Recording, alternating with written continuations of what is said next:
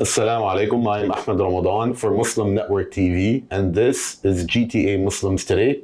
I'm sitting here with Khaled Al-Qazzaz, the CEO of CMPAC. Khaled, assalamu alaikum. Thank you for joining us. Thank you.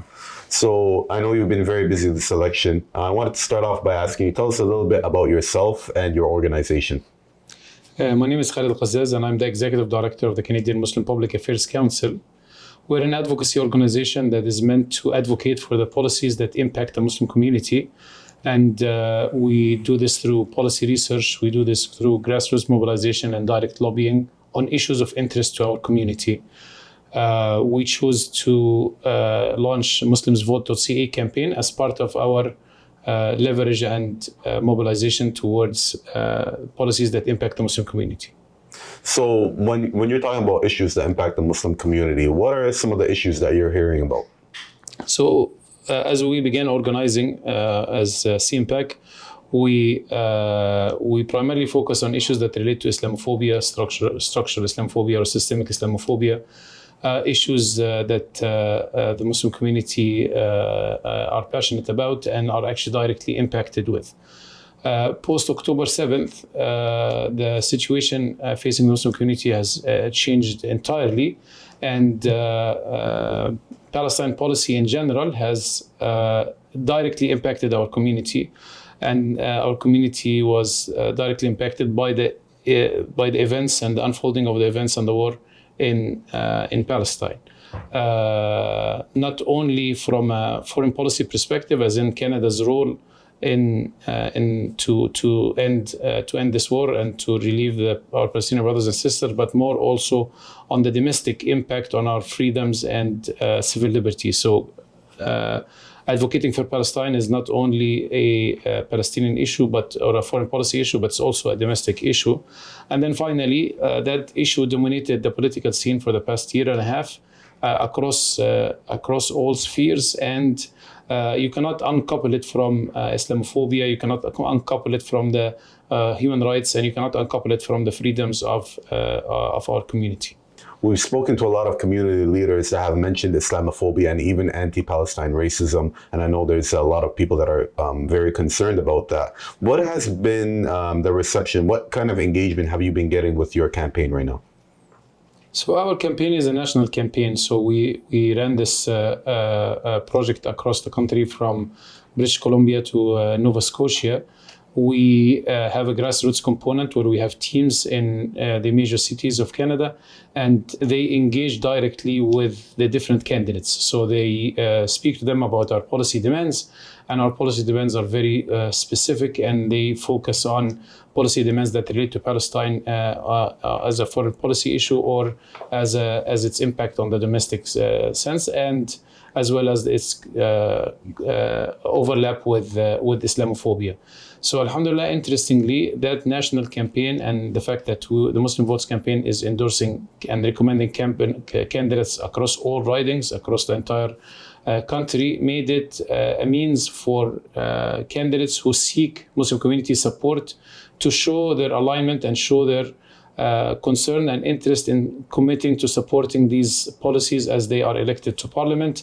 And we've requested them to make these commitments public commitments. And alhamdulillah, across the board now we have close to 30 candidates who have shown 30 candidates from the Liberal Party and 47 candidates across the board whom have signed on publicly, and we decided to endorse them publicly for their support of these policies that we have asked for. So it has definitely pressured the candidates to collaborate and to show their support on specific policy issues for our community, and it even drove others to seek our endorsement and our support.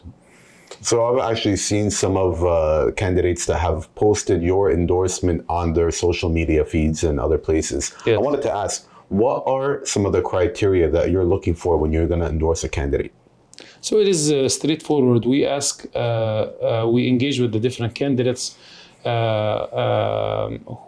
have a legitimate campaign and a strong campaign to basically address the Muslim community, and basically we show them that the issue of Palestine and Gaza and the war on Gaza is something that affects all Muslim community, and they have to have a public position on it, and they have to make public commitment on policies that are going to impact and are going to feel that this is the reflects what the Muslim community is interested in. But it goes beyond the Muslim community, because the policies that are asked for them to sign on or to support are policies that support international human rights law, support international order, international law. It supports our civil liberties, our human rights. So it's the issue of interest of all Canadians, and it is issues of interest that any principled candidate can support and endorse. And we've seen this smoothly for those who are clear, for those who are principled, for those who are not fearing backlash from others, that they are ready to make this public support and public endorsement on principles of human rights and respect of international law. So have you had any conservatives sign on to your platform? So far, no, none of the conservatives signed on, even though some individual candidates might show sympathy towards the cause and some alignment on principle. However, it seems that there are clear policy directions within the party for candidates not to speak on Palestine and not to take any public positions on Palestine. So at this point, we did not endorse, even though it was open for conservative candidates to show support, and we would have considered it. You said you have about 30 liberal candidates that have signed on. What has been your experience dealing with other liberal party in general on this platform? So if you are to compare between the different parties' positions, so the NDP took a decision at the national, at the central level, where basically Jagmeet Singh and the party has taken a clear position on Palestine, and that position allowed all candidates or most candidates to endorse these policy demands. What was interesting was the position of the Liberal Party, because there was no clear direction from the Liberal Party leadership at the central level, but it seems to have been open for candidates at the local level to engage with their constituents and their communities and make the positions that are favorable. And of course, they cannot go against the general line of the Liberal Party. So it was interesting in the ridings where Muslim community have clear impact on the results. There were more competition and more consideration of endorsing these policy demands. And of course, there were other champions of human rights and policy on positive policy on Palestine, like people like Salma Zaid, who are not waiting for community approval. They have already had favorable positions and heroic positions on Palestine earlier. So you have a mix of these types of candidates, and there are candidates, unfortunately, at the ministerial level or been ministers before, who found it extremely difficult to advocate, even if they were, or to publicly support these demands, even if they were personally impacted. It seems there was more constraints on ministerial candidates from one side, but there are also another set of ministerial candidates who unfortunately were clearly part of the complicity in the Justin Trudeau side of things, government. And I think the community are very clear about not endorsing and not supporting candidates who were directly involved or complicit in this in supporting the genocide. So, last two questions for you. The first one is, the elections are obviously in a few days. It's a few days away. Once the elections are done, I think, you still have a message for the community about what needs to be done post-election. What would you like to tell our viewers? Yes, so we started this elections project not only to organize and mobilize the community around elections. We started this elections project as a means to fulfill policy demands that are of interest to the community. So we were advocating before, we're advocating during the elections, which is an opportunity where parties basically come up with promises with their platform, with candidates who make commitments to their community. So it's peak time to get these kind of commitments. But the actual work actually happens after, and the continued engagement, whether on the grassroots level, whether on the policy advocacy, or whether basically to hold these candidates who made promises to their promises, accountable to their promises, and to continue the pressure until we get actually the Canadian government on the right side of history, where they stand with human rights, we stand with international human rights law, and we stand against all these atrocities committed against our brothers and sisters in Palestine. So the advocacy work and the lobbying work will continue. Our expectation from the community is not only to stop and at the elections, but to continue supporting all these advocacy efforts beyond the elections.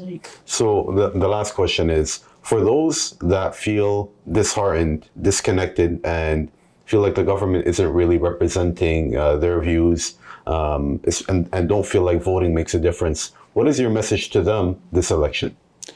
You start. Here.